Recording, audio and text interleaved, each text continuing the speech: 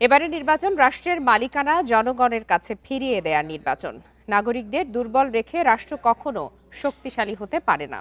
সন্ধ্যায় জাতির উদ্দেশ্যে দেয়া বক্তব্যে এসব কথা বলেন বিএনপির চেয়ারম্যান তারেক রহমান। তারেক রহমান বলেন, ফ্যাসিস্ট সরকার রাষ্ট্রের মালিকানা মাফিয়া সিন্ডিকেটের হাতে তুলে দিয়েছিল। এবার তা আবার জনগণের কাছে ফিরিয়ে দেয়া হবে। তারেক রহমান বলেন, সরকারি কর্মকর্তা কর্মচারীদের জন্য যথাসময়ে পে স্কেল ঘোষণা করা হবে। পাশাপাশি প্রবাসীদের সম্মান ও অধিকার নিশ্চিত করতে প্রবাসী কার্ডের পরিকল্পনার কথাও জানান তিনি। বিএনপির চেয়ারম্যান আরও বলেন, পুঁজিবাজার সহ আর্থিক খাতের সংস্কার করে ১ কোটি কর্মসংস্থানের লক্ষ্য ঠিক করা হয়েছে।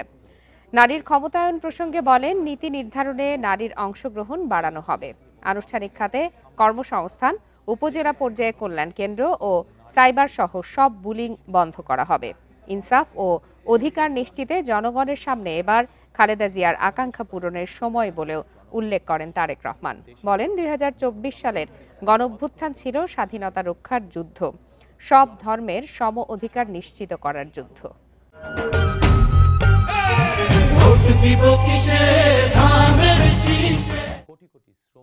নাগরিকদের দুর্বল রেখে রাষ্ট্র কখনোই শক্তিশালী হয়ে উঠতে পারে না।